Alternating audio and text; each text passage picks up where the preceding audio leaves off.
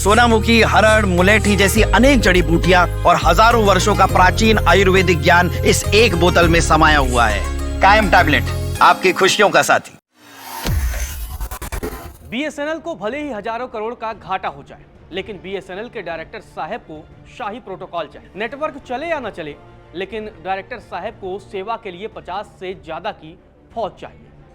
BSNL भले ही डूब जाए, लेकिन डायरेक्टर साहब को अंडरवियर और साबुन भी कंपनी का ही चाहिए। जी हां, जिस व्यक्ति की हम बात कर रहे हैं वो बीएसएनएल के डायरेक्टर हैं। नाम है विवेक बंजल। विवादों में घिर गए हैं, विवादों में घिरे हैं अपने प्रयागराज दौरे के। दरअसल प्रयागराज वो जा रहे थे, संगम स्नान के लिए जा रहे थे, लेकिन जो व्यवस्था की गई थी वो प्रॉपर शाही प्रोटोकॉल वाली व्यवस्था थी। अधिकारियों को बकायदा निर्देश दिया गया था कि डायरेक्टर साहब को बकायदा रिसीव करने से लेकर संगम स्नान तक व्यवस्था ऐसी करिए कि बड़े बड़े शंकराचार्य भी शर्मा जाएं कि भाई बीएसएनएल के डायरेक्टर साहब आए।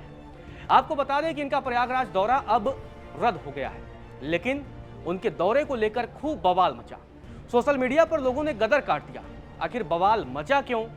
विवेक बंजल हैं कौन और क्यों अब विवादों में आ गए हैं? चलिए विस्तार से आपको बताता हूं। तो पहले बात करते हैं बीएसएनएल के डायरेक्टर साहब विवेक बंजल के प्रयागराज दौरे की।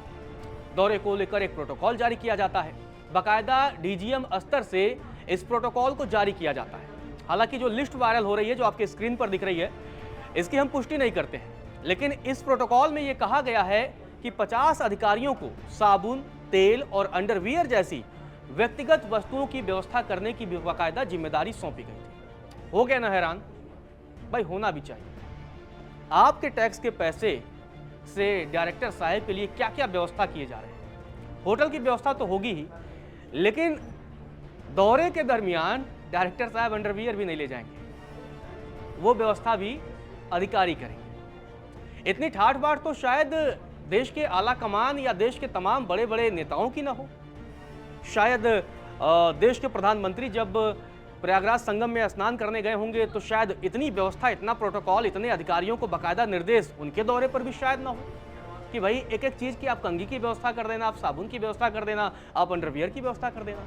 जितनी व्यवस्था बीएसएनएल के डायरेक्टर साहब के लिए की गई थी। आपको बता दें कि ये जो प्रोटोकॉल है ये 19 फरवरी को जारी किया गया था। 25 फरवरी को विवेक बंजल का प्रयागराज दौरा होना था, 25 फरवरी को उन्हें पहुंचना था, लेकिन विवाद बढ़ गया और जब विवाद बढ़ा तो उनका दौरा रद्द हो गया, कैंसिल हो गया। विवेक बंजल के दौरे को लेकर मिनट टू मिनट डायरेक्टर कहां जाएंगे सब कुछ निर्धारित किया गया था। इसमें किस अधिकारी को क्या क्या जिम्मेदारी सौंपी गई थी इसका भी बकायदा जिक्र किया गया था। मतलब साहेब की पूरी खातिरदारी हो। साहेब प्रयागराज में गंगा और संगम स्नान करके पुण्य कमाने आ रहे हैं और उस पुण्य के भागीदार उन 50 अधिकारियों को भी बनाना चाहते थे कि भाई उन्हें भी पुण्य का कुछ प्रताप मिल जाए। साहब की व्यवस्था कितनी शाही होने वाली थी इसका अंदाजा आप इस बात से लगा सकते हैं कि कर्मचारियों को कपड़े व्यवस्थित करने की भी व्यवस्था दी गई थी, फोटोग्राफी की व्यवस्था की गई थी कि मतलब साहब की एक एक तस्वीरें अच्छी आनी चाहिए। जब वो संगम में नाव पर बैठे हों, उस दरमियान पक्षियों को अगर दाना खिला रहे हों तो उसकी भी तस्वीर अच्छी आनी चाहिए कि कल को बीएसएनएल के ऑफिस में बाकायदा एक बड़े से फ्रेम में वो लगा सकें और दुनिया को दिखा सकें कि भाई देखिए हमने प्रयागराज का दौरा किया था, संगम में स्नान किया था। गाड़ी में तो आप सोचिए गाड़ी में क्या क्या व्यवस्था दी गई होगी। पानी की चलिए बोतलें ठीक बात है, गाड़ी में चॉकलेट की व्यवस्था होनी चाहिए, स्नैक्स की व्यवस्था होनी चाहिए और कभी ये कम नहीं पड़नी चाहिए। मतलब अगर चॉकलेट खत्म हो रही हो उससे पहले गाड़ी में चॉकलेट हो जानी चाहिए। ये डायरेक्टर साहब के प्रोटोकॉल में। होटल और सर्किट हाउस में ड्राई फ्रूट बाउल, मतलब जो वो शीशे वाली बड़ी बड़ी कटोरियां होती हैं उसमें बकायदा ड्राई फ्रूट्स होने चाहिए। सब हो, बादाम हो, काजू हो, पिस्ता हो, किशमिश हो, सब कुछ होना चाहिए। इसके अलावा एक फ्रूट बाउल भी होना चाहिए जिसमें बढ़िया से लगे कि भाई डायरेक्टर साहब आए हैं, उनके लिए सेब हो, अंगूर हो, केला हो, जितने फल हो सकते हैं सब होने चाहिए। शेविंग किट होनी चाहिए, तौलिया होनी चाहिए, टूथपेस्ट होना चाहिए, ब्रश और साबुन के साथ पूरी लॉजिस्टिक व्यवस्था होनी चाहिए। किसी भी तरह से डायरेक्टर साहब को कोई तकलीफ ना हो, ऐसी व्यवस्था होनी चाहिए। डायरेक्टर साहब के संगम स्नान के लिए तौलिया होनी चाहिए, शीशा कंघी होना चाहिए कि भाई स्नान करके आए तो बाकायदा शीशा कंघी के सहारे अपने बालों को संवार सके। अंडरगारमेंट की भी व्यवस्था करने के लिए भी जिम्मेदारी अधिकारियों को सौंपी गई थी।